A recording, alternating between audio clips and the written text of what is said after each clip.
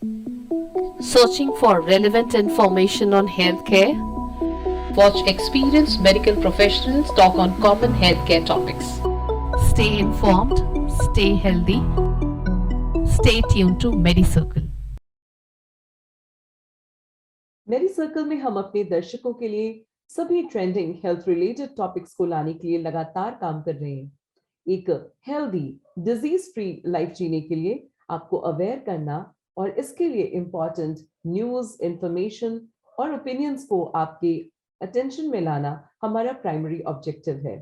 इस संबंध में हमारी मदद करने के लिए हम देश भर के प्रतिष्ठित और विशेषज्ञ डॉक्टर्स के साथ जुड़ते हैं। हेलो, नमस्कार, मैं हूं अपराजिता मेहरा और आप देख रहे हैं मेडिसर्कल। Today on our AIDS awareness series, we have Dr. Jatin Ahuja with us. Dr. Jatin Ahuja is a consultant infectious disease at Indraprasth Apollo Hospital, Delhi. Besides that, he is also director and consultant at his own venture, that is Penicillin Clinic, which has a very strange and innovative story about itself. So we'll be talking about that later in the interview. He trained in transplant ID in the University Health Network, Toronto, which is the largest adult organ transplant program in North America. He has been a member of American Association of HIV Medicine in the past and is currently a member of Infectious Disease Society of America and International Society of Travel Medicine. It is our privilege to have him today here with us at Medicircle. Welcome to Medicircle, Dr. Jatin. How are you today, sir? कैसे हैं? Great, Prajita, and thank you for this great and nice words. And it's been my pleasure to be connected with you over today's evening. The pleasure is all ours, sir. Thank you so much कि आप हमें आज वक्त दे रहे हैं। तो ads के बारे में बातचीत कर रहे हैं, जागरूकता के लिए, हम अवेयरनेस के लिए हमारी ऑडियंस के ये इंटरव्यू ले रहे हैं। तो मेरा पहला प्रश्न सर आपसे रहेगा कि एड्स शरीर को कैसे अफेक्ट करता है? एड्स के बारे में जानने से पहले उसके वायरस के बारे में थोड़ा सा बताना चाहूँगा मैं। जैसे एड्स का जो वायरस है, जिसका नाम हमने HIV वायरस दिया गया है। HIV means human immunodeficiency virus. जैसा कि इसके वायरस के अंदर ही है आई मीन्स इम्यूनोडेफिशिएंसी। तो बॉडी की जो इम्यूनिटी होते हैं, इसको ये धीरे धीरे हमारे कम करता है। तो जो हमारी बॉडी में सेल्स होते हैं, जिसको हम ब्लड सेल्स कहते हैं, CD4 करके, ये इन सेल्स के अंदर एंटर करता है, जो कि हमारी बॉडी की इम्यूनिटी प्रोवाइड करते हैं। विद टाइम ये सेल्स कम होते रहते हैं और ऐसा नहीं है कि जिसके विद इन 1 ईयर और 2 ईयर्स पेशेंट की बॉडी में एंटर करने के बाद आपके सिम्टम स्टार्ट हो जाएंगे। सिम्टम आने से पहले CD4 300 से नीचे जाता है, उसके बाद ही सिम्टम आना शुरू होते हैं। तो ये स्टेज जो होती है, जिसमें पेशेंट को पता ही नहीं लगता, उसे कहते हैं हम एसिम्प्टोमेटिक HIV इन्फेक्शन। जी। उसके बाद सिम्प्टोमेटिक HIV इन्फेक्शन फेस आती है। सिम्प्टोमेटिक HIV इन्फेक्शन फेस के अंदर अलग अलग तरीके के इन्फेक्शन आते हैं CD4 कम के दौरान, एंड लास्ट में जो स्टेज होती है एड्स, वो जाके उत्पन्न होती है, जिसको हम कहते हैं एक्वायर्ड इम्यूनोडेफिशिएंसी सिंड्रोम। यानी कि वो स्टेज जिसमें बॉडी की इम्यूनिटी बिल्कुल न्यूनतम तक, यानी कि बिल्कुल नीचे तक चली जाती है, और साथ ही में बॉडी की जो लड़ने की ताकत होती है बाहरी इन्फेक्शन से, चाहे वो बैक्टीरियल हो, चाहे वो हमारे फंगस हो, चाहे वो पैरासाइट इन्फेक्शन हो, और किसी भी तरीके के वायरस हो, तो इम्यूनिटी लो होने की वजह से कोई भी हमारी बॉडी एक ओपन गेट की तरह हो जाती है, जिसमें इन्फेक्शन एंटर करते हैं और साथ में एक ऐसी कंडीशन को स्टार्ट करते हैं जिसका नाम हम एक्वायर्ड इम्यूनोडेफिशिएंसी सिंड्रोम कहते हैं।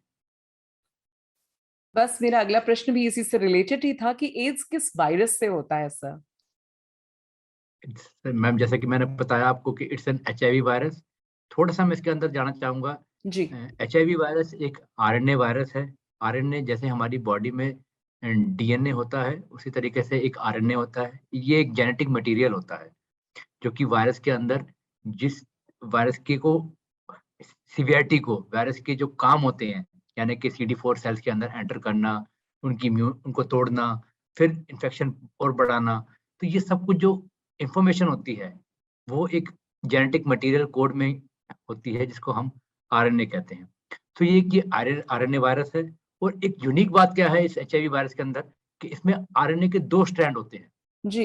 It's not a single strand RNA virus, it's double standard RNA virus. मतलब कि एक वायरस का आरएनए इधर पड़ा होगा और एक इधर पड़ा होगा, मतलब वायरस स्ट्रक्चर के अंदर। सो 2 आरएनए होते हैं इसके अंदर, और जो कि इसकी वजह से ये रेप्लिकेट करता है बॉडी में जाने के बाद। तो अब इस इतनी तेजी से रेप्लिकेट होने वाली बीमारी, इस वायरस से, क्या इससे बचाव होता है किसी प्रकार का, एड्स से या एचआईवी से? मैम अगर बचाव की बात करें तो बचाव हम अलग अलग स्टेप्स पे देखते हैं। पहला स्टेप जो होता है कि वो सावधानी ही सबसे ज्यादा, मैं कहूँगा, बचाव है। Prevention is better than cure, जिसे हम एब्सोल्युटली जी। बहुत कॉमन डिक्टम है ये। हाँ तो जी। अगर आपको मालूम है कि अगर आपका हाई रिस्क बिहेवियर है, तो उस बिहेवियर में अगर हमें अवॉइड करना चाहिए, और इफ इट्स नॉट अवॉइडेबल तो हमारे को कोशिश करनी चाहिए, देयर आर प्रोटेक्टिव मेजर्स, ठीक है, जैसे कि कॉन्डोम का प्रयोग करना, और अपने पार्टनर का या अपना एक टाइम टू टाइम टेस्ट करवाते रहना। सेकंड थिंग जो होती है, अगर आपका एक्सपोजर हुआ है तो उसको बचाने के लिए हम, एक चीज होती है पोस्ट एक्सपोजर प्रोफाइलैक्सिस। तो एचआईवी के एक्सपोजर के बाद हम पोस्ट एक्सपोजर प्रोफाइलैक्सिस मेडिकेशन ले सकते हैं 72 घंटे से पहले पहले। उससे भी एचआईवी का रोकथाम हो जाता है, 90% ऑलराइट। से ऊपर रोकथाम हो जाता है। फिर एक होता है प्री एक्सपोजर प्रोफाइलैक्सिस। ये उन पेशेंट्स के लिए होता है जिनमें हाई रिस्क बिहेवियर बहुत हाई होता है, बहुत ज्यादा मतलब कि आपका जो एक्सपोजर है, आपके पार्टनर्स चेंज हो रहे हैं, आपको नहीं मालूम कि आपका पार्टनर का स्टेटस क्या है। उन पेशेंट्स के लिए प्री एक्सपोजर प्रोफाइलैक्सिस बनाया गया है। अगर वो मेडिसिन रेगुलरली लेते हैं, और अगर उनके साथ अगर ऐसे पार्टनर आते हैं जिनका एचआईवी स्टेटस है और वो दवाई भी नहीं ले रहे हैं, फिर भी हमारे पेशेंट के अंदर होने के चांसेस कम हो जाते हैं। इसे हम प्री एक्सपोजर प्रोफाइलैक्सिस कहते हैं। वाह, यानी आप पहले और से तैयारी कर सकते हैं यस, सतर्कता के यस, साथ जी। बिल्कुल। तो ये होता है कि पहले से हमारे को मालूम है कि कहता है सामने वाला जो हमारा दुश्मन है वो कभी भी आ सकता है, तो हम खुद तैयार रहें। कि कहते हैं ना कि हम दूसरे को चेंज नहीं कर सकते, हम अपने आप को चेंज कर लेते हैं। तो वो that is like that only, that is pre exposure prophylaxis. This is 2-3 things for prevention. Another thing is that कि हम अगर ब्लड ट्रांसफ्यूजन की बात करें, तो ब्लड ट्रांसफ्यूजन के अंदर हमें मालूम होना चाहिए कि हम जिस ब्लड बैंक से ले रहे हैं वो ऑथेंटिकेटेड ब्लड बैंक है, उन्होंने टेस्ट किए हुए हैं। आजकल वैसे सारे ब्लड बैंक टेस्ट करने के बाद ही देते हैं। अगर हम बात करें टैटूइंग के, जिनका कईयों का शौक होता है कि बॉडी में टैटूज वगैरह करने का, ऐसे लोगों के लिए होता है कि एक न्यू निडल से टैटूइंग करवाएं, और एक जी। ऑथेंटिकेटेड दुकान से ही करवाएं। ऐसा नहीं है कि कहीं भी बैठे हुए बाहर गली हाँ, में आप यंगस्टर्स टैटू को कर शौक सकते हैं। मचता है, कहीं भी गए, हॉलीडे पे गए, यस, आप बिना किसी बिल्कुल। जानकारी के, बिना पूछताछ किए आप टैटू करवाएंगे तो वो आपके लिए सेफ नहीं है, राइट? सो टैटू से नॉट ओनली हमारा एचआईवी वायरस, कभी कभी हेपेटाइटिस बी, हेपेटाइटिस सी, और भी अदर तरह के इन्फेक्शन होते हैं, तो वो हम्म। एक इन्फेक्टेड निडल से आपकी बॉडी में आ जाते जी। हैं। लास्ट जो हेल्थ केयर वर्कर्स होते हैं, जैसे कि डॉक्टर्स हो गए, नर्सिंग स्टाफ हो गए, उनके अंदर भी आने के चांसेस इस वायरस के रहते हैं, because of the our exposure with the patient. तो ऐसे केस में हम क्या करते हैं कि ऑलवेज, ये होता कब है, जब हम पेशेंट का सैंपल लेते हैं, और उस सैंपल में लेते वक्त हम रिकैप करते हैं। जैसे निडल जो होती है वो जी, आपको सिरिंज होती निडल है, उसको हम प्रिक कर रिकैप जाए, करते हैं, जी, उसी निडल से तब आप प्रिक कर हो रहे थे, जाता है। आपको छुप इसे हम जाए। जी। निडल स्टिक इंजरी कहते हैं। हाँ जी। तो ऐसे में हम कहते हैं कि निडल कभी भी दोबारा रिकैप नहीं करनी चाहिए, उस निडल को डिस्कार्ड कर देना चाहिए immediately. So those who are producer should discard the needle, ठीक है, they are the only destructors. Otherwise अगर मैं निडल छोड़ दूंगा और मैं कहूंगा कि मेरा जूनियर आके डिस्कार्ड करेगा, इस उसी गलती में ये निडल इंजरी हो जाती है। तो ये 4-5 चीजें बिल्कुल हैं जो सही। हम नॉर्मल रूटीन लाइफ में हम देखते हैं हाँ कि जी। कहाँ पेशेंट को एक्सपोजर होता है या कहाँ हम एक्सपोज हो सकते हैं। इससे हम एचआईवी का रोकथाम कर सकते हैं।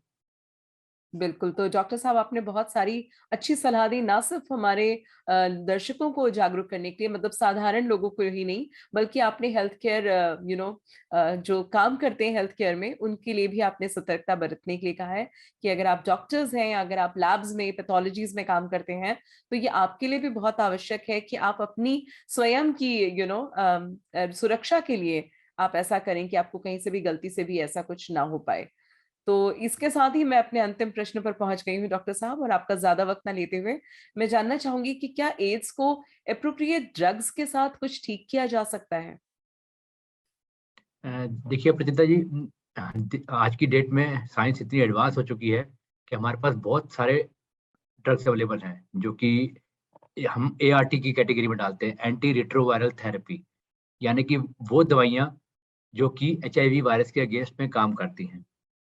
जैसे जैसे साइंस एडवांस होती जा रही है, पहले था कि हमारा टारगेट होता था कि खाली वायरस को थोड़ा सा दबाना और CD4 को बढ़ाना। आज की डेट में मेडिसिन ऐसी आ गई हैं जो कि बाकी मेडिसिन, टीबी की मेडिसिन या और इन्फेक्शन की मेडिसिन के साथ जिनका इंटरेक्शन भी मिनिमम है और जो वायरस को पूरे तरीके से दबा देती है।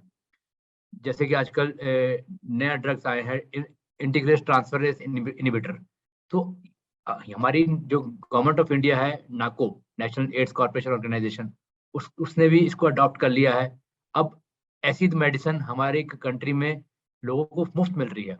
जो भी HIV पीड़ित पेशेंट हैं, best medicine government of India प्रयास कर रही है कि सबको मिले और मुफ्त मिले।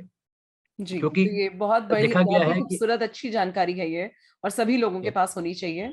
जी बिल्कुल, और ऐसा देखा गया है कि जैसे हस्बैंड और वाइफ, इनमें से कोई भी एक पॉजिटिव हो और दूसरा नेगेटिव हो, मैं ये नहीं कहता कोई भी मतलब कि अगर हस्बैंड वाइफ नेगेटिव होते हैं तो अच्छी बात है, बट अगर एक पॉजिटिव है और एक नेगेटिव है, जिसे हम डिस्कॉर्डेंट कपल कहते हैं, तो उनका क्वेश्चन होता है कि क्या हमारे संबंध बनाने से ऐसा तो नहीं कि कहता है एक से बिल्कुल, दूसरे जो में भी चला उनके मन जाएगा। में संशय होगा कि हमको भी हो जाए बिल्कुल, या हमारे बच्चे बिल्कुल। को आगे हो, जी, परिवार में। या फिर आगे कल को फैमिली प्लानिंग करते हैं तो क्या उनके बच्चों को तो नहीं होगा। बिल्कुल उस बिल्कुल। केस में पता जी क्या होता है कि एक हमारी HIV की मेडिसिन के अंदर एक टर्मिनोलॉजी है जिसका नाम है U=U, यानी कि अनडिटेक्टेबल इज इक्वल टू अनट्रांसमिसेबल।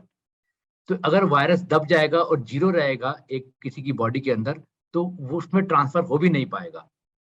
तो कल को अगर वाह, ये तो बड़ी उनके बीच में कमाल की संबंध, लाइन है। जी यस, तो अगर कल को उनके बीच में संबंध भी बनते हैं तो भी कहता है एक से दूसरे में ट्रांसफर नहीं हो पाएगा, पहला चीज। और दूसरी चीज, अगर कल को वो फैमिली प्लानिंग करते हैं तो बच्चा भी उनका नेगेटिव ही रहेगा, प्रोवाइडेड कि U=U अचीव रहना चाहिए। जो हमारा मेन पेशेंट है वो मेडिसिन टाइम पे ले, उसका वायरस दबा रहे और वो दवाई के साथ बेईमानी ना करे।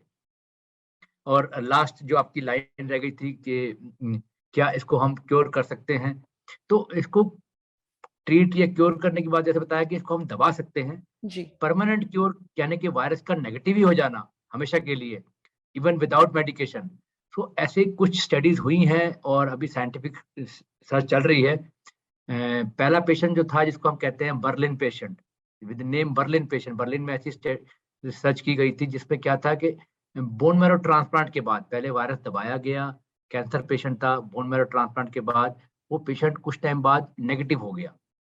ऐसे ही कुछ पेशेंट हैं। इस तरीके से एक लंदन पेशेंट है जिसमें एक टेक्नोलॉजी यूज की गई, क्रिस्पर। क्रिस्पर एक टेक्नोलॉजी होती है जिसमें हम जीन एडिट कर देते हैं। उसमें होता क्या है कि जैसा मैंने पहले प्रश्न में बताया कि CD4 सेल्स को हमारा HIV वायरस जो है अटैक करता है। तो एंटर करने के लिए CD4 में हमारे को गेट चाहिए, तो ये गेट को ही मॉडिफाई कर देती है जीन टेक्नोलॉजी। तो जब गेट ही नहीं रहेगा तो वो वायरस एंटर कैसे करेगा। तो वाह, हमारी बॉडी मतलब में इससे चाहे तो वो ये भी समझ सही। में आ रहा है साइंस ने बहुत तरक्की कर ली है, और जिस प्रकार से रोज रोज नई रिसर्च सामने आ रही है, जितनी नई नए अनुसंधान, जितना भी शोध हो रहा है इस वक्त साइंस में, तो इस क्षेत्र में अब आप जो बता रहे हैं कि हम धीरे धीरे क्योर की तरफ भी बढ़ रहे हैं, तो ये तो बहुत ही अच्छी जानकारी है, और it's such an eye opener statement actually for most of the people. जी जी बिल्कुल। और साथ ही में कहते हैं इसकी प्रिवेंशन के लिए आजकल जो अ, हमारी जो शोध चल रही है वैक्सीनेशन के रिगार्डिंग, वो भी बहुत ही एडवांस चल रही है। मे बी इन फ्यूचर हमारे पास एक ऐसी वैक्सीन भी हो जो कि HIV वायरस को एंटर करने से बॉडी में रोकथाम कर सके। वाह, बहुत ही ज्यादा आपने हमें नई जानकारी ऐसी दी है जो शायद इससे पहले एड्स से संबंधित या HIV से संबंधित शायद ही लोगों को पता होगी। तो ऐसी अनूठी और अनोखी नई जानकारी हमें देने के लिए बहुत बहुत धन्यवाद डॉक्टर साहब। Doctor Jatin, you thank you. Have given your such precious time to us, और इतनी जानकारी, सच इंसाइट्स आपने जो शेयर की हैं आज, तो मैं पूरी मेडिसर्कल की टीम की ओर से आपको धन्यवाद देना चाहती हूँ। It was really a pleasure having you here. Good night sir, thank thank you so much. You.